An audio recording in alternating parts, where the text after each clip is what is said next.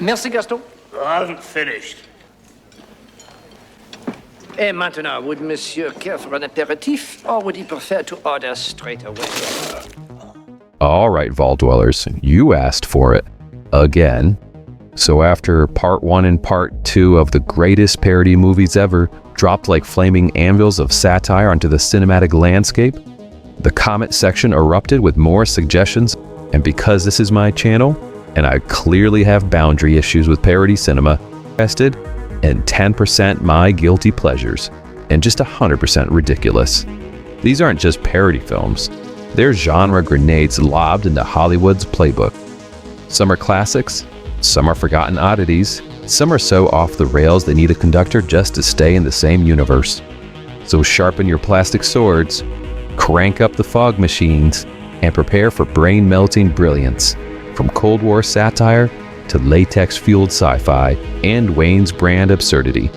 These are 13 more of the greatest parody movies ever, according to you, and also me, because I do what I want.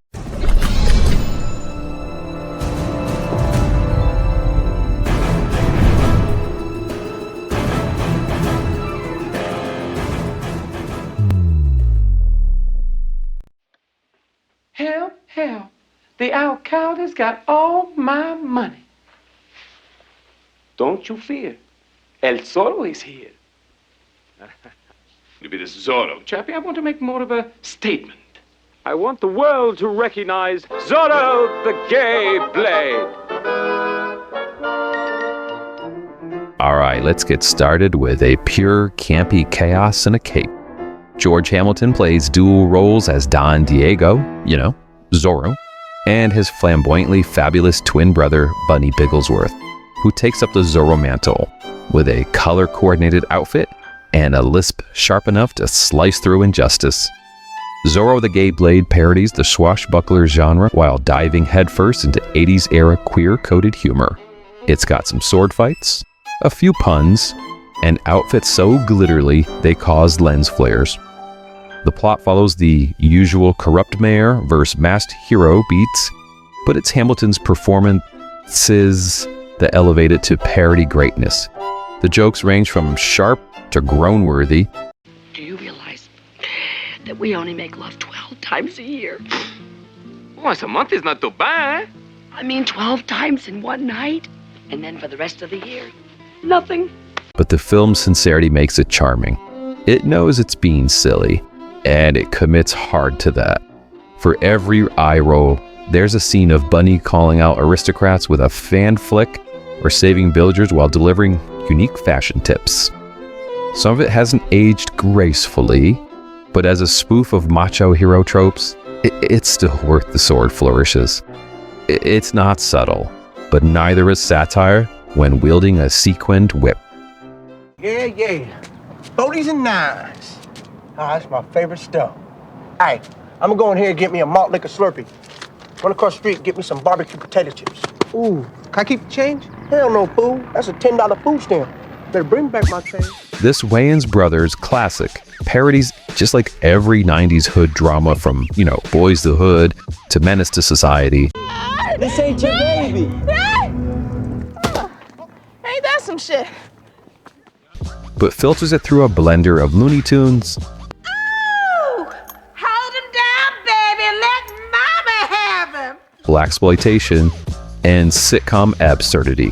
It stars Sean and Marlon Wayans as clueless street kids navigating a neighborhood full of deadly cliches and weaponized stereotypes.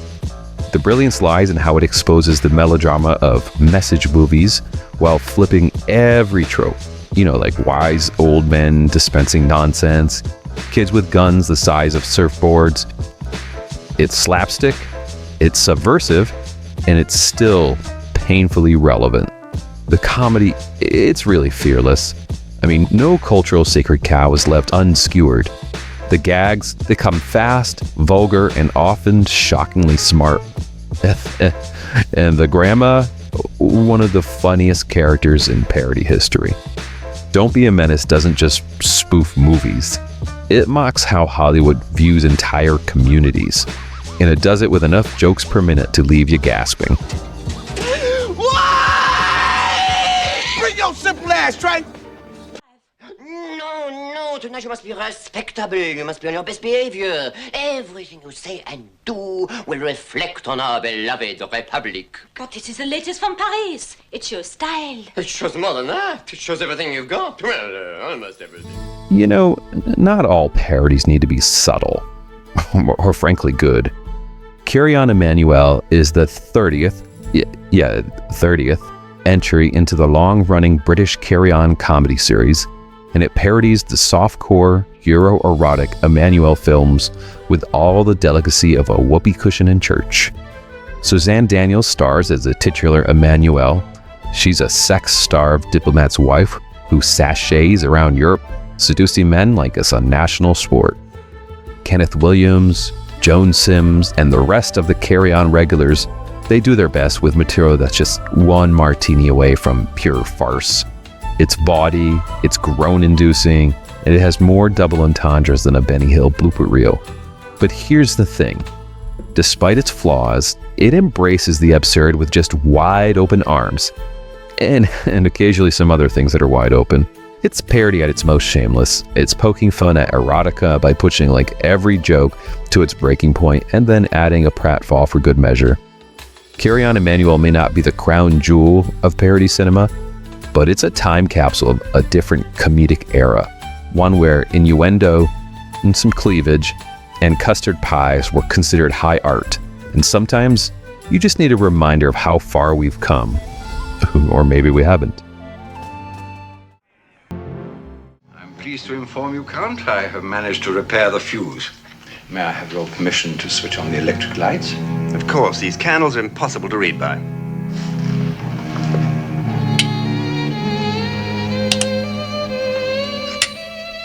Ah, that's better. Vampira, also released as Old Dracula, is what happens when British horror meets groovy 70s comedy, and the whole affair is just doused in day-glow absurdity. David Niven, oh yes, that David Niven, he stars as the very tired Count Dracula, who accidentally revives his long-dead bride as a fanged disco queen after a blood mix-up involving a Playboy-style photo shoot. Yeah, that sentence was actually real.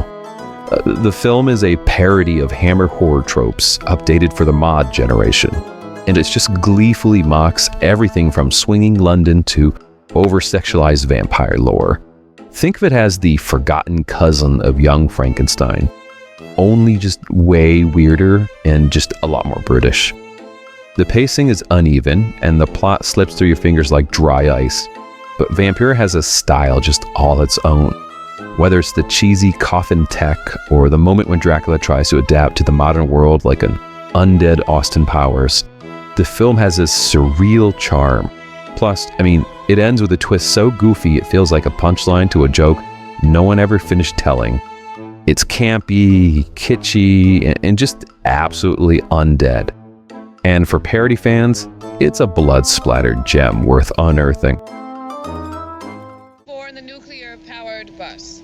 My father and I are indeed proud to have brought Cyclops to Coyote. It is indeed fitting that Coyote bus lines...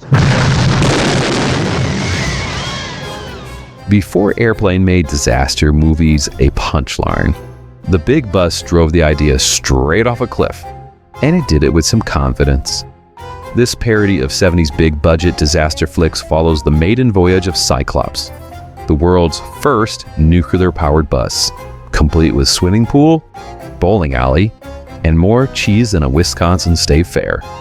The cast features stock characters pulled right out of the genre rulebook.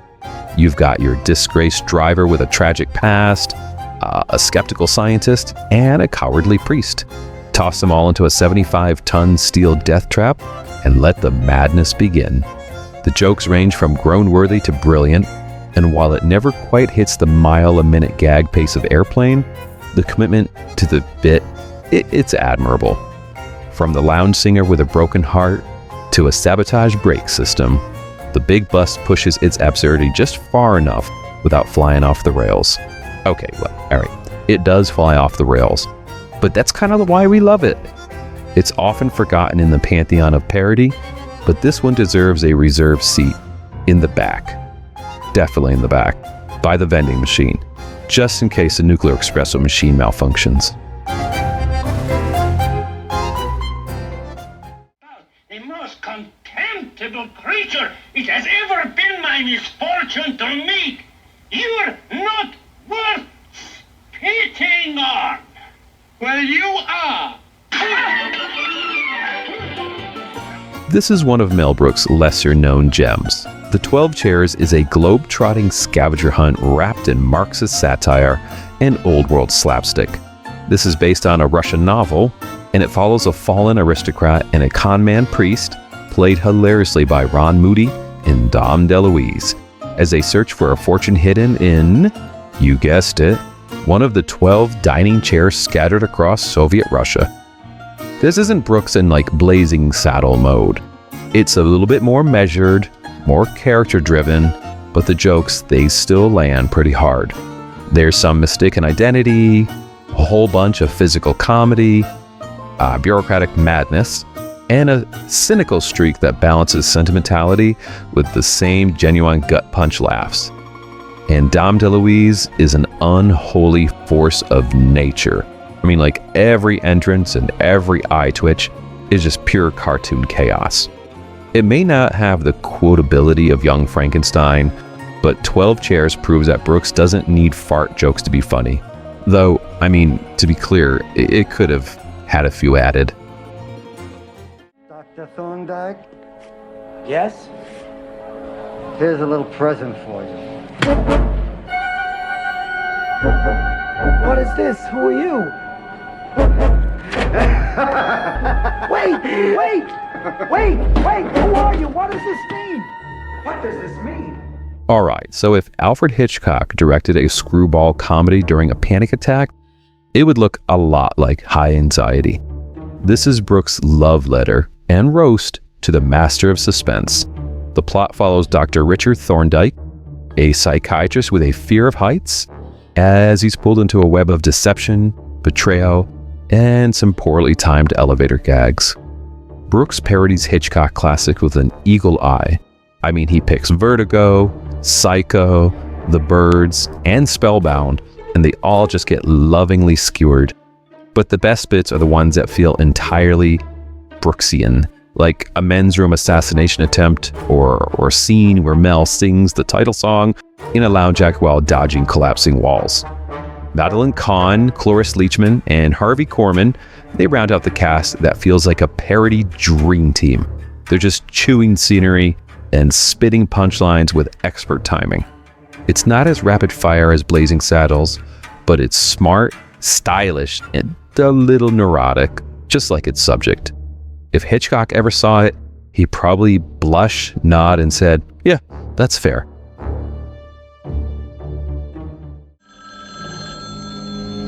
Nobody answered. The phone went dead. Then why did you say hello? Funny, I could have sworn. What, Dickie? It sounded as though somebody snipped the wire. Really? What did it sound like? Snip. Murder by Death is the murder mystery parody to end all murder mysteries. And sorry for you Clue fans. This was penned by Neil Simon. The film gathers parodied versions of literature's greatest sleuths. Charlie Chan, Sam Spade. Then it just traps them in a mansion for a dinner party turned deadly. The host, a blind butler. The cook, a deaf mute. And the crime, more convoluted than a pretzel made by Agatha Christie plot twists. We've got Peter Sellers, Alec Guinness, Maggie Smith, David Niven. It's a murderer's row of talent spoofing genre tropes like there's just no tomorrow. The script is as clever as it is absurd, skewering red herrings, drawing room reveals, and plot holes the size of clues everyone missed. It walks a fine line between satire and slapstick, and while some elements are dated, Peter Sellers in Yellowface, the overall energy is wildly entertaining. If Clue was your jam, Murder by Death is the meta older cousin who drinks too much wine and solves its plot holes just to mock them. In here. What's wrong? Nothing. Taking a shit.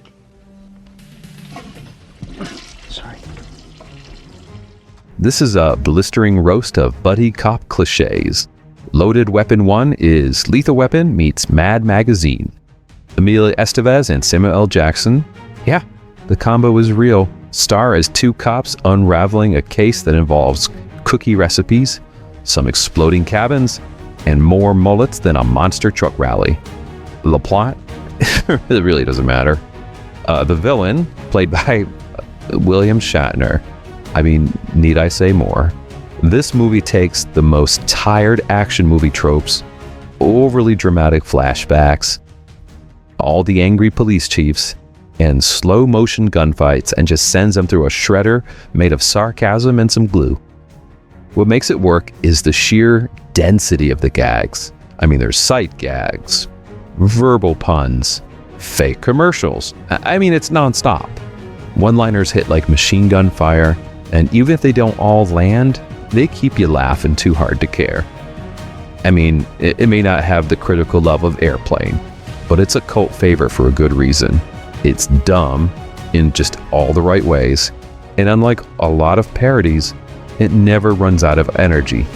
Loaded Weapon 1 is the spoof you show to friends who say they miss 90s action flicks, just to remind them how ridiculous those movies actually were.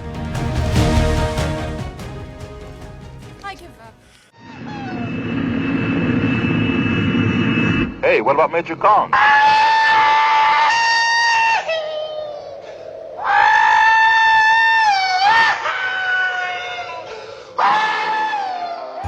So this isn't just a parody. It's actually weaponized satire. Stanley Kubrick's Dr. Strangelove takes Cold War paranoia and just detonates it with dark, absurdist brilliance. Peter Sellers plays 3 roles, each more ridiculous than the last, in a comedy so dry it practically turns to dust. It mocks military insanity, bureaucratic doublespeak, and humanity's knack for self-destruction with just perfect deadpan delivery.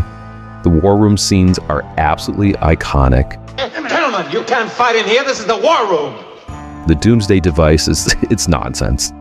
And the titular character, Nazi saluting hand, is a parody of political madness that still stings today. I mean, you're gonna laugh, you may shiver, and then you'll laugh again, I think.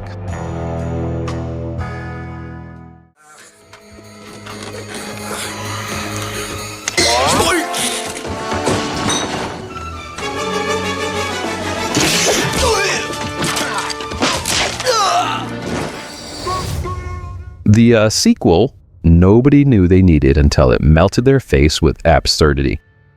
Hot Shots, Part Deux, spoofs just every action sequel ever made. You know, like Rambo to Commando, but adds jokes so stupidly brilliant, it almost qualifies as performance art. Charlie Sheen's Topper Harley returns, and this time on a mission so violent, it gets a kill counter. The movie mocks everything. You know, Middle East conflicts, action cliches, some love scenes, and even Apocalypse Now. And it does it with such commitment, you forget there's no real plot. War. It's fantastic. It's funnier, bloodier, and somehow sweeter than the original. Truly, The Godfather Part 2 of spoof sequels.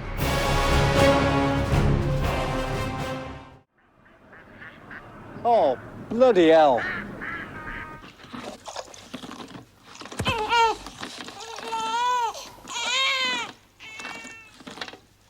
Oh, get that, would you, Deirdre? The Pythons just went full nihilist for their final film. They created a sketch anthology that parodies life, death, sex, school, war, organ transplants, and Catholic guilt, all in a single go. It's part musical, part philosophy lecture, part body horror, and just all brilliant. Some sketches are just legendary. You know, like the sex ed classroom demo, the salmon moose death scene, but none top the gastro-apocalyptic finale. It's gross, it's hysterical, and kind of profound. This isn't the tightest Python film, but it's the most ambitious, and it cements their status as the true philosophers of parody. Makes you think, doesn't it? I mean, what's it all about? Well, I mean, you asked for more, and I delivered, again. And if your favorite parody still didn't make the list, I guess it's time to riot. Just do it in the comments. Tell me what I missed, tell me what you love, and tell me if we should even do a part 4. Because you know I will. So until then, why don't you go watch part 1 and part 2 if you missed it. And stay ridiculous, stay subversive, and always keep it weird, folks.